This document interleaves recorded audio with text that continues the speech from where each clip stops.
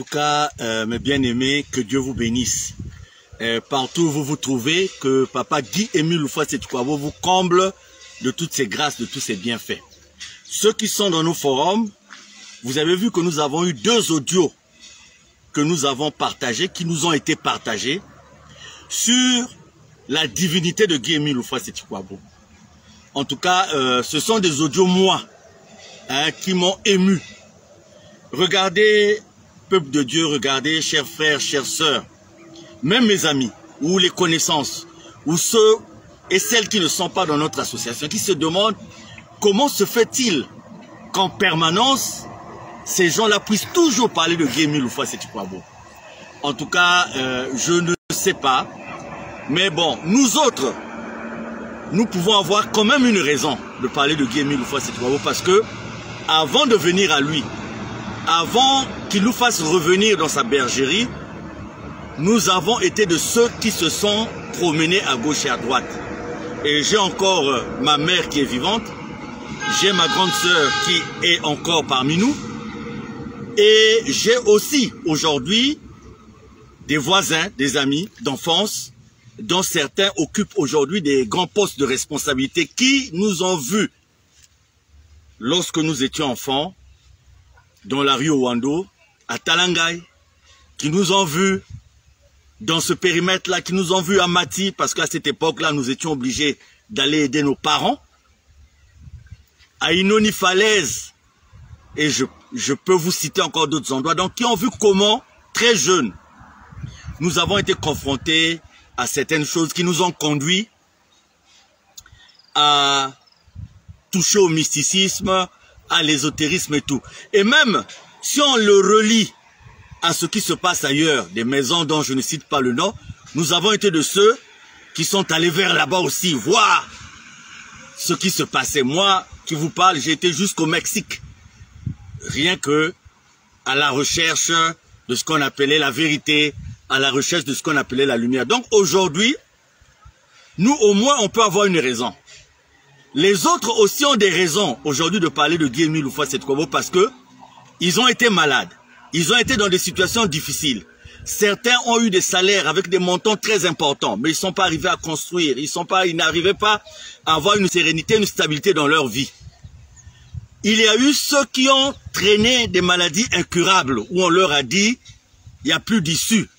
Ils sont allés en Inde, ils sont allés je ne sais où, et ils sont revenus, ils ont eu la solution grâce à Guy-Émile Houphouët-Sétikwabo. Donc, nous, on a la possibilité de parler, mais d'autres ont, par devers eux aussi, des témoignages poignants sur la divinité de Guy-Émile. Regardez, j'ai souvent l'habitude de voir des amis, on discute, ils disent, Charles, en tout cas, il y a quelqu'un à Poto-Poto, si tu le vois, tel problème est résolu. Ah, Charles, à Vungu, il y a un monsieur, il est capable de ceci. Les frères et sœurs de Luzolo, il y a eu une période, notamment ceux de Pointe-Noire, il y a eu une période où Papa Émile nous a mis au contact des magiciens, des pratiquants, des adeptes de la magie noire. Je crois que vous vous souvenez, les images parlent, les audios sont là. Cette année où on a parlé de Chocobuku, cette année où on a parlé des Moukala Oscar, de Maître Faye, et j'en passe. La plupart du temps, ce n'était pas de la blague. Nous avons eu des féticheurs, nous avons eu des magiciens qui sont venus, qui nous ont dit, j'ai été magicien de X, j'ai été magicien de Y, j'ai fétiché, j'ai fait le travail d'eux. Et avec preuve à l'appui, ils nous ont dit, tel phénomène qui s'était passé à tel endroit, j'étais à l'origine. Moi-même qui vous parle, j'ai vécu ces choses de façon directe. Et ils sont venus nous confirmer la puissance de Guy-Émile Houphouët-Sétikwabo devant les féticheurs, devant les magiciens. Donc, des phénomènes qui nous ramènent à la question suivante. Quel est ce magicien? Quel est ce féticheur qui peut combattre les magiciens de diverses origines, de diverses appartenances? Parce qu'aujourd'hui, dans Luzolo, il n'y a pas que des gens qui sont venus des catholiques, de chez les protestants, de l'armée du salut. Il y a des gens qui sont venus des Ngunza, il y a des gens qui sont venus de la Rose-Croix, il y a des gens qui sont venus de Sakyabuni, il y a des gens qui sont venus de partout. Tous avec leurs problèmes. Moi, j'ai l'habitude de dire aux gens de Luzolo, il y a une eau à Kibossi qu'on appelle Anguétani. Et pour laquelle nous sommes convaincus qu'avec la foi, ceux qui y sont allés ont eu la guérison, même dans les situations les plus compliquées, les plus difficiles. Vous savez, il y a eu des moments où nous descendions à Kibossi, plus de 40 000 pèlerins. Et la rivière à vue d'œil, c'est une petite rivière de rien du tout, à vue d'œil, une petite rivière de rien du tout.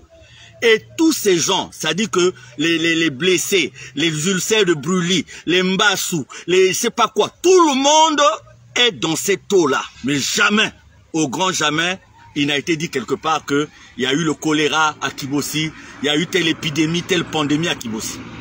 Et cette eau, quand nous la prenons à l'Anguétani à Kibossi, nous venons avec, eh bien, cette eau, nous pouvons la garder autant d'années et tout. Et elle ne change ni de couleur, ni d'odorat. Et on peut parler encore d'autres choses. En fait, pourquoi je le dis? Sur ce site, les frères et sœurs de notre association savent que sur ce site-là, en 2017, nous nous sommes retrouvés ici pour faire un peu le point. Parce que Guy-Émile Houphouët-Sédhiou-Kabo, l'unique président fondateur de notre association, nous a donné des directives. Donc en fait, on n'a rien à inventer, on n'a rien à créer. Donc nous nous étions retrouvés ici en 2017 pour faire le point par rapport à toutes ces directives. Comment, faire connaître le nom de Guy-Émile Houphouët-Sédhiou-Kabo dans le monde entier, même si nous le faisons par obéissance, sinon lui n'a pas besoin de nous pour se faire connaître, il en a donné les preuves. Deuxièmement, sur les vérités divines de l'heure, qui aujourd'hui sont confirmées. Et troisièmement, sur le but de son association, c'est-à-dire comment poser les bases d'une organisation, d'un fonctionnement et d'un fonctionnement concret de son association. Mes frères, mes sœurs, je disais tantôt que il y a des féticheurs par-ci par-là dont on dit, dont on vante la force parce qu'ils ont fait ceci, ils ont fait cela. Mais quand vous voyez bien Guy-Émile Houphouët-Sédhiou-Kabo, aujourd'hui, parmi ceux qui critiquent Guy-Émile Houphouët-Sédhiou-Kabo, il y a des gens qui l'a guéri. Il y a des gens qui l'ont sauvé de la mort. En fait, quand moi je fais un peu des similitudes avec des gens qu'on a connus, un grand magicien, un grand féticheur et tout, on essaie de ramener ces personnes-là au niveau de Dieu. Parce que en Dieu, il y a des critères. En Dieu, il y a des vertus. En Dieu, il y a un certain nombre de choses pour lesquelles les hommes de la terre que nous sommes ne pourront pas répondre. Il y a des choses qui marquent la différence, même s'il est dit dans la Bible que Dieu dit, faisons l'homme à notre image et à notre ressemblance.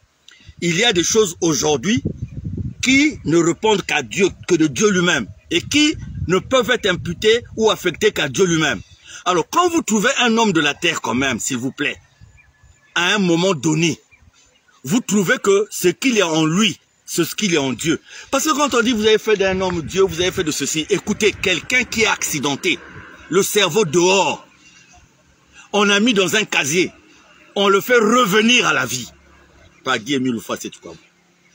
Un homme aujourd'hui, là par exemple nous avons une température qui baisse, mais nous avons vécu de ces températures, récemment nous avons vécu une chaleur torride, une chaleur intense. Regardez même à la Mecque aujourd'hui, ceux qui sont partis pour le Hajj, ceux qui sont partis pour le pèlerinage, il y a plus de 500 personnes qui sont décédées de coups de chaleur, d'après ce qu'on nous a dit.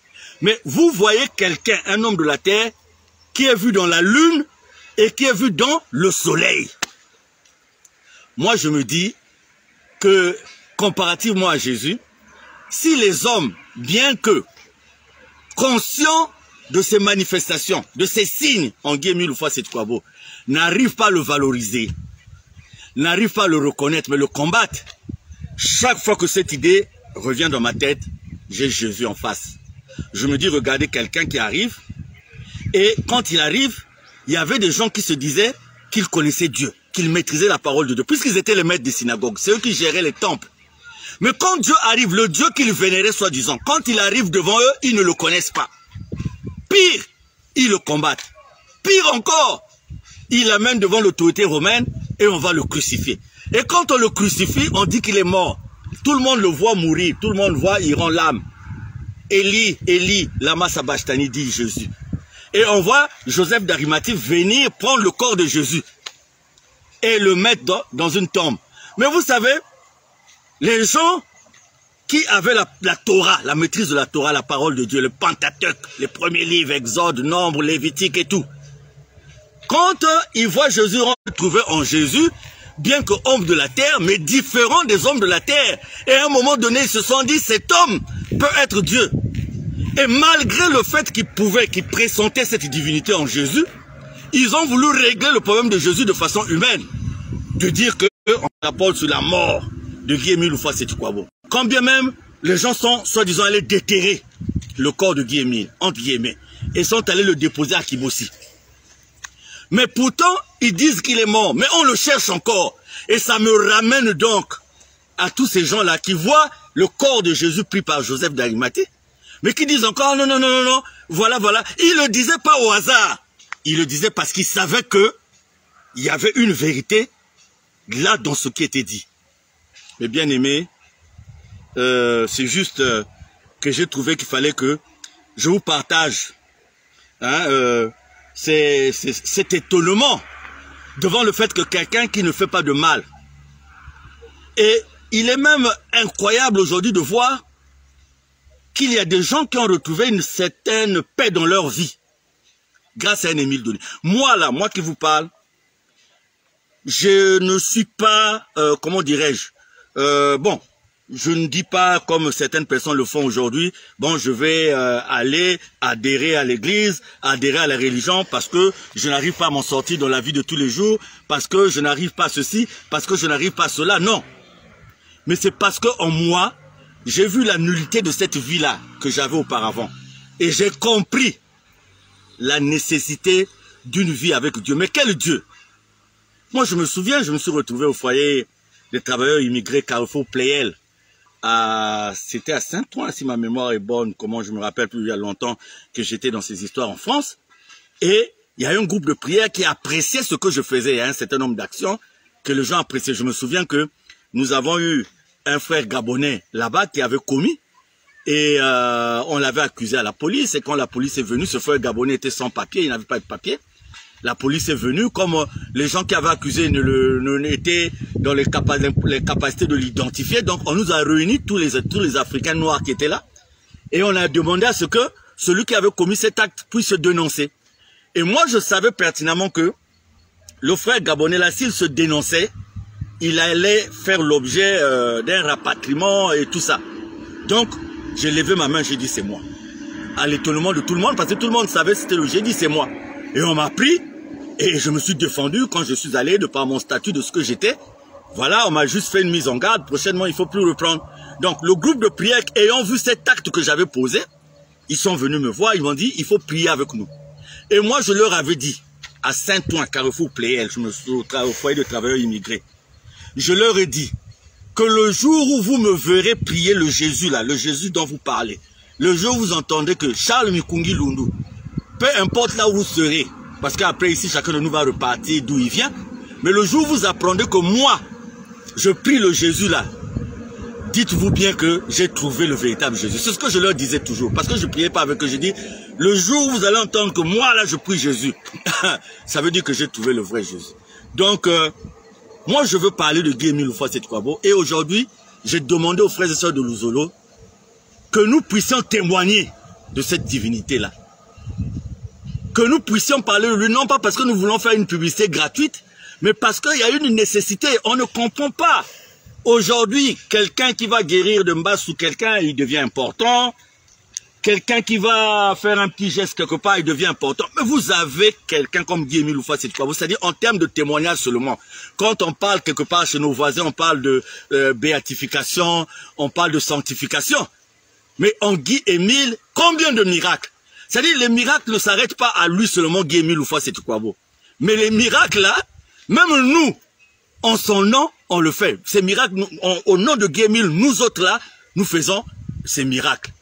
Et voilà pourquoi c'est un appel que nous lançons à tous les frères et sœurs à travers le monde. Dites au monde pourquoi vous croyez en Guy-Émile Houphouët-Sétiquabo. Dites au monde pourquoi il est Dieu. Parce que ce n'est pas vous qui avez fait de lui Dieu. Lui, il a dit, si vous voulez connaître qui je suis, lisez dans Jean 16, de 10 à 15. Et il a dit, donnez au monde entier les signes qui prouvent que je suis Dieu. Voilà là où nous sommes. Quand les gens nous embrouillent, eux-mêmes, ils savent qu'est-ce qu'ils ont vu en Guy-Émile. Quand les gens nous persécutent, eux-mêmes, ils savent qu'est-ce qu'ils ont vu en Guy-Émile. Mais c'est quand même malheureux que des frères et des sœurs qui ont été sauvés de la mort par Guy Émile Houphouët-Boigny, qui ont eu du travail, qui n'avaient pas la possibilité d'avoir avant, grâce à un Émile Denis, qui puissent s'associer aujourd'hui à des gens qui ont compris que la lumière de Guy Émile Houphouët-Boigny dérange, et vous associez à ces gens-là, vous croyez défendre Guy Émile Houphouët-Boigny alors que vous êtes utilisés. Vous êtes utilisés tranquillement, mais sachez que ça a pris du temps. La méconnaissance de Jésus a pris du temps. On a insulté Jésus, ça a pris du temps. On a persécuté les disciples, ça a pris du temps. Mais aujourd'hui, tout le monde parle de Jésus, partout, même si certains parlent de lui encore comme une couverture, comme un camouflage simplement. Voilà, mes bien-aimés, Satan cherchera à nous faire croire que si Guy Émile est Dieu, pourquoi nous souffrons encore, pourquoi nous sommes malades, pourquoi nous avons ceci. Tout ce qui nous arrive est voulu par Dieu, soit pour la correction des péchés que nous avons eu à commettre sur cette terre, soit pour notre élévation.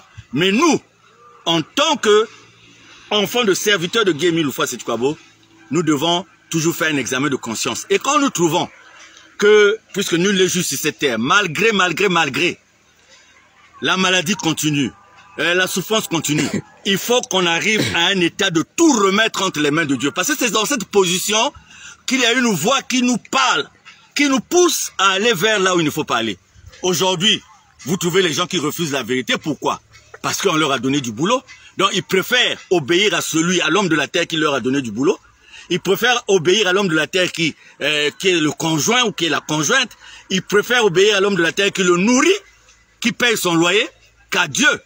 Donc il faut aussi que ces gens-là qui prétendent défendre Guy Émile, alors qu'ils défendent leur ventre, qu'ils arrêtent de le dire. Moi je dis toujours aux gens, j'ai eu quelqu'un en France ou en Belgique, je ne sais pas là où il est, qui me dit, voilà, Mikungi, problème de leadership, problème de ceci. J'ai dit, mon frère, toi là, toi et moi, on ne peut pas se comparer. Si c'est seulement une vie sur cette terre, on ne peut pas se comparer. Moi, je ne suis pas sorti du néant. J'ai fait une carrière, je suis arrivé au bout de ma carrière, et Dieu seul sait, vous savez, où est-ce que je suis arrivé. J'ai traîné, j'ai marché, j'ai circulé avec un salaire, avec des activités. Je lui ai même dit, là où tu vis en France, c'est à l'âge de 22 ans que moi j'ai acheté un pavillon en France. À l'âge de 22 ans, j'ai acheté un pavillon en France, j'avais 22 ans. J'étais même pas encore dans le Zolo. Donc aujourd'hui, quelqu'un ne peut pas m'indexer pour dire, oh, mais Charles Mikungi Lundu, il se cramponne là. C'est parce qu'il gagne de l'argent là, parce qu'il gagne de la popularité. Même en termes de popularité, je n'ai pas besoin. Moi, j'ai mis en berne une carrière musicale qui m'a donné une popularité nourrie à l'époque. Et quand le maître m'a dit, faut te consacrer à la mission. Et il faut laisser ça de côté. Ça me rapportait, hein. Ça me rapportait cette carrière. J'ai laissé de côté. Et le maître m'a dit, lance d'autres activités, je te bénirai. Et je lançais ces activités et tous les matins je me réveille, je ne meurs pas de faim. Parce que je me dis, j'ai cette confiance en Dieu. Donc, le monde d'aujourd'hui devient tellement mauvais que vous allez trouver des serviteurs de Dieu qui prétendent être des serviteurs de Dieu, mais ce sont des loups vêtus de peau d'agneau. La preuve en est aujourd'hui, vous et nous, il fallait qu'on arrive à ce stade-là pour voir des frères. Toi, tu es un frère et tu es content de chercher à ce qu'un autre frère soit mis en prison. Toi, tu es un frère et tu es content de donner de l'argent à un autre frère pour aller empoisonner une sœur ou un frère. Toi, tu es un frère et tu es content que pendant que des gens sont en train de prier, tu es content qu'on prenne des gens armés pour venir disperser des pères d'enfants. Dans cette mêlée, si Dieu n'est pas, il y a des enfants qui peuvent mourir, et d'étouffement et tout. Toi, tu es content et tu dis tu es un frère. Tu es un frère de quoi? Il faut qu'on arrête avec ça. Mais bien aimés, ne nous laissons pas perturber. Peu importe là où nous sommes. Notre mission, c'est de dire que nous avons rencontré un homme qui, bien que homme de la terre, n'est pas un homme de la terre. Et de façon interne, nous sommes revenus sur, vous savez, l'une des façons de reconnaître aussi ceux qui sont en Émile, c'est faire la différence entre ceux qui font ce que Guy Émile demande, ceux qui font ce que Guy Émile demande, et ceux qui sont là à créer des choses qui n'ont existé nulle part. Nous allons rester dans l'authenticité de ce que Guy Émile dit. Et frères et sœurs, les temps sont mauvais. Quand Guy Émile, sur la montagne, au mont Karikari, j'allais dire, nous dit qu'il reste moins de 40 ans. Ah, les gens commençaient à crier, à murmurer. Vous croyez que Dieu peut se lever un matin et dire quelque chose comme ça s'il n'y a pas, vraiment si, donc Dieu va venir, il va dire, il reste moins de 40 ans, parce qu'il a le plaisir de nous le dire. Ah, les gens murmuraient, disent, ah non, écoutez, Dieu vient de dire encore, écoutez, c'était.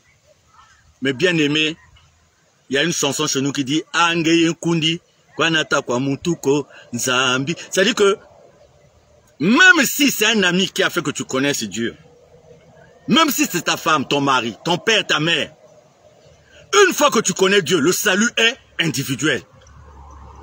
Le jour-là, tu ne diras pas parce que le frère Nukungi, il n'avait pas voulu ceci, il n'avait pas dit ceci, c'est parce que je n'ai pas pu. Non. Nous sommes une association dont le président fondateur dit que nous sommes la plus grande association dans le monde entier. Nous allons, que les hommes le veuillent ou pas, mais Dieu le voulant, nous devons arrimer l'association de Zola Homo OPH à la dimension des associations modernes qui répondent à la loi de 1901. Et nous allons y arriver parce qu'il ne s'agit pas de notre association, mais il s'agit de l'association de Dieu. Peu importe ce que les gens feront, c'est comme ce que les Sadducéens ont fait, c'est comme ce que les pharisiens ont fait, c'est comme ce que les scribes ont fait. Mais la finalité, c'est que le Jésus qui était crucifié, tout le monde parle de lui, même si beaucoup utilisent son nom aujourd'hui pour voler, même si beaucoup utilisent le nom de Jésus aujourd'hui pour leur vente. Donc voilà mes bien-aimés, partout où vous êtes, j'ai voulu, dans cette petite retraite que je me suis aménagée, ceux qui savent peuvent imaginer facilement là où je suis. Ceux qui ne savent pas, je vous dirai pas aussi. Mais le plus important, c'est de comprendre, d'écouter ce que je suis en train de vous dire. Donc je me suis promené un peu dans l'herbe, je me suis promené un peu quelque part parce que je voulais me rendre compte de quelque part. Et donc je suis venu de visu regarder un certain nombre de choses. Et j'ai profité quand même, dans mes réflexions, de faire ce message. Parce que beaucoup ont cru prendre Guy-Émile comme un homme de la terre. Parce qu'ils ont en mémoire, ils ont encore comme exemple Simon Kimbangu.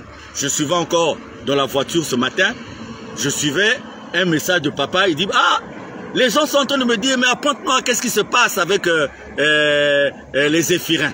Guy-Émile dit, ah, moi je ne sais pas ce qui se passe, mais tout ce que je sais c'est que leur président fondateur est parti, il est mort. Mais moi Guy-Émile, je suis encore vivant. Moi j'ai retenu cet enseignement-là. J'ai retenu cet enseignement pour dire, beaucoup ont cru qu'ils pouvaient se lever parce qu'ils ont un parent qui est bien placé, parce qu'ils ont un ami qui est bien placé, parce qu'ils ont beaucoup d'argent, ils ne savent pas ce qu'il faut en faire. Bon, on va utiliser cet argent, on va utiliser ses amis, ses relations pour faire du mal à Émile. Ce que vous avez oublié, c'est qu'il est Dieu. C'est ce que vous avez oublié, c'est qu'il est Dieu. Donc, en fait, non, ce que vous êtes en train de faire, ça ne vaut absolument rien. Ça, je vous dis déjà, ça dit gratuitement, je viens vous dire, vous avez beau nous manipuler, nous présenter devant vos amis, utiliser l'argent, les relations pour que le matin on se réveille, on nous a appelé là, on nous a condamné là, on a fait ceci, ça n'aboutira à rien. Parce que Guy-Émile Houphouët-Sétouabo est Dieu. Mais je crois même certains d'entre vous, là où ils sont, ils doivent le savoir. En fait, vous nous rendez heureux, vous croyez que vous nous faites du mal. C'est vrai que la chair est faible, il nous arrive des moments, on est touché. Parce qu'on se dit, est-ce que des hommes qui prient peuvent faire ça à d'autres hommes qui prient? Il nous arrive d'être touché quand vous vous réveillez un matin, on a bloqué vos comptes bancaires. Guy-Émile, je ne sais pas si Guy-Émile, à quel moment il peut envoyer un frère d'aller bloquer le compte bancaire d'un autre frère. Je ne sais pas. Ici, là où nous sommes là, nous avons voulu commencer une fête ici, je ne sais pas en quelle année. Les gens ont débarqué pour dire, la fête ne doit plus avoir lieu, voilà tout. Guy-Émile n'a jamais fait ça.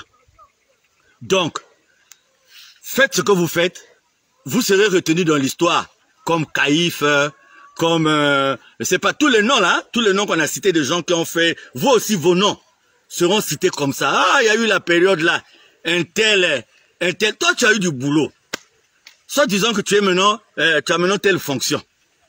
Mais fais ta fonction là comme ta fonction le demande. Toi tu peux venir attaquer Émile, utiliser ta fonction là pour venir attaquer Émile. Ah, mon frère, avant que tu viennes sur cette terre, tu ne sais même pas d'où tu viens. Et tu vas te dire comme ça, je vais attaquer comme certaines personnes, tu as des problèmes avec d'autres personnes, tu as des problèmes avec Mikungi, et tu veux mettre Émile dedans. Toi, tu connais Guy-Émile? Mais bien aimé, suivez les audios là. Il y a 2 personnes qui ont témoigné. J'ai même donné une instruction que ces audios soient diffusés dans le monde entier. Mais moi, j'ai encore un... rapprochez-vous d'un journaliste, je vous donne son nom. Monsieur Tek Kayakaya. Je venais d'éditer un livre Je vous dis les témoignages que nous sommes en train de vivre par rapport à ce livre-là. Monsieur Tek Kayakaya, rapprochez-vous de lui. Il va vous donner le témoignage de quelqu'un par rapport à la divinité d'un Émile Doni. Et moi-même, je venais d'avoir le témoignage que je ne peux pas vous dire ici parce qu'il est tellement délicat, parce qu'il parle des noms des gens, sur Guy-Émile Loufa Siti-Kouabou. Bon, moi, qu'est-ce que je vais vous dire? Arrêtez ce que vous êtes en train de faire. Ce n'est pas dans mes droits. Si vous êtes mandaté par le diable, tout ce que je pourrais vous dire, ça ne servira à rien. Pharaon, Moïse est venu vers lui. Il a fallu des fléaux parce que Dieu avait son plan. Il fallait la démonstration quelque part de la puissance de Dieu pour que les gens comprennent. Allons-nous arriver là? Moi, où est mon problème? Moi, je ne suis pas Dieu, donc je ne vais pas prendre la place de Dieu. Moi-même, déjà, ce que je suis, je n'arrive pas à me gérer. Je veux prendre la place de Dieu. Donc, moi, je ne vais pas prendre la place de Dieu pour vous dire arrêtez. Moi, je vous dis, on dit ça en Kituba, Koukébissa. Koukébissa, comment on peut dire? Prévenir ou avertir. Mais je vous dis, Guy-Émile, sa divinité pouvait non pas seulement par des Congolais, mais par les gens du monde entier. Donc, ne confondez pas les problèmes domestiques que vous avez les uns et les autres pour les inclure dans la divinité de Guy-Émile. Moi, je ne suis pas un charlatan. Oh non, bon, je vais parler de Guy-Émile parce qu'on va me payer. Je vais parler de Guy-Émile parce que non, non, non, non, non. Je ne suis pas ça. Je crois que dans ma vie, Dieu a fait de moi ce que je suis. Et je me suffis dans ce que je suis. Si Dieu veut que je sois plus demain, ça sera sa volonté. Si Dieu veut que ça soit moi, ça sera sa volonté. L'essentiel est pour moi, Dieu a mis dans mon cœur le fait, malgré les pesanteurs de la vie, de toujours dire, Seigneur, que ta volonté soit faite. Et ça, c'est le gain pour moi. Et c'est ce que je voudrais aujourd'hui faire comprendre aux gens. Quitter ces milieux de là où on vous... vous savez, la domination, c'est aussi cet aspect-là. De voir des frères responsables de famille qui donnent la gestion de leur vie à d'autres personnes. À longueur de journée, vous êtes là en train de suivre les gens. Donc vous ne connaissez même pas leur position. Vous ne connaissez même pas la position de ces gens-là par rapport à Dieu. Monsieur Guy-Émile, j'ai commencé à écrire. Mais chaque fois que je vais arrêter le bouquin sur Guy-Émile, il y a encore des idées qui viennent. Donc je suis à 600 et quelques pages aujourd'hui. Chaque fois que je vais arrêter le bouquin, il y a des idées qui viennent.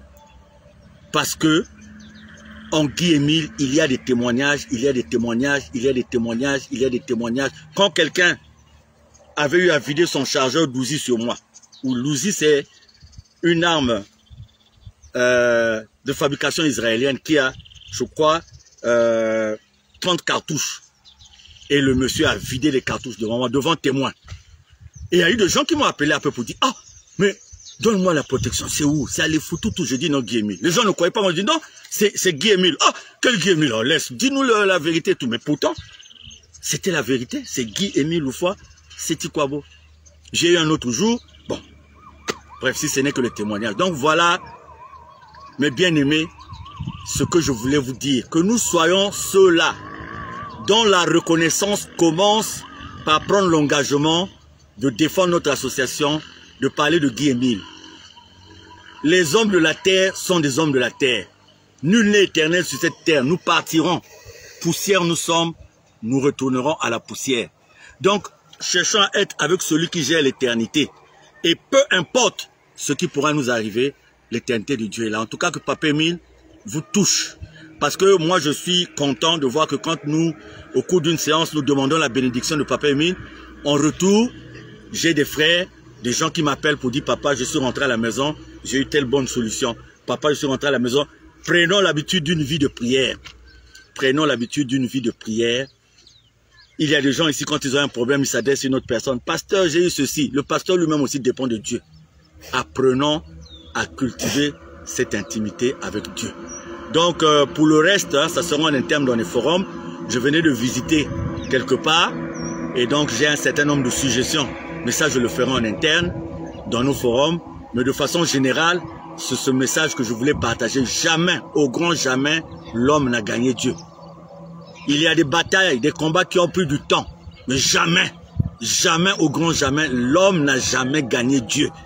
Et l'homme ne gagnera jamais Dieu. Donc, c'est à nous de faire le choix. Ou on fait le choix d'être du côté de l'homme, qui peut-être ira avec, qui repartira avant nous, auprès de Dieu par la mort. Ou nous faisons le choix d'être avec Dieu. Merci. En tout cas, c'était un plaisir pour moi de m'adresser à vous. Je sais que j'ai dérangé beaucoup d'entre vous. Et si dans les mots que j'ai utilisés, il y a des mots qui vous ont dérangé, en tout cas, pardonnez-moi. Mais Guy-Émile Houphouët-Sétoukwabo dit, si vous voulez me connaître, lisez dans Jean 16 de 10 à 15. Et Guy-Émile Houphouët-Sétoukwabo est né sans nombril. J'ai demandé à beaucoup de gynécos, à beaucoup de sages-femmes, il n'y a jamais eu pareil cas. Ou s'il y a pareil cas, c'est un fœtus qui s'arrête au stade de fœtus et jamais qui arrivera au stade de bébé. Guy-Émile Houphouët-Sétoukwabo, écoutez, quelle maladie il n'a pas eu à guérir? Quelle situation il n'a pas eu à régler? Si on parle dans les vérités divines de l'heure, tout le monde est d'accord aujourd'hui, non? De l'africanité de Jésus, tout le monde, pas seulement dans le zoolo, des scientifiques, des anthropologues, tout le monde le dit. Guy-Émile, vous allez fouiller, il n'a pas été dans une université de quoi, il n'a pas fait des cours de théologie, de je ne sais quoi. Mais aujourd'hui, il défie tous les grands savants du monde. Et on en arrive à la même conclusion sur l'africanité de Jésus, sur le fait que le jardin d'Éden se trouve en Afrique, sur le fait que Dieu est noir, parce que l'Afrique est le berceau de l'humanité et beaucoup d'autres choses encore. Merci. Aimons-nous les uns les autres. L'amour, il se vit de façon sincère. L'amour, il se vit de façon naturelle. Quand vous voyez des gens qui se réunissent pour créer, comment aider, tout ça c'est bien. Mais la meilleure création, c'est le cœur de l'homme. Si vous savez aider de par votre cœur, vous n'avez pas besoin d'une organisation pour aider. Parce que vous êtes en vous-même une organisation. Vous aidez. Même quand vous avez peu, vous aidez. Même quand vous n'en avez pas, vous aidez par votre sourire. Vous aidez comme tout à l'heure, j'ai assisté à un accident. Vous aidez, vous venez, vous prenez, vous mettez un garrot et tout ça. Aimons-nous les uns les autres. À très bientôt.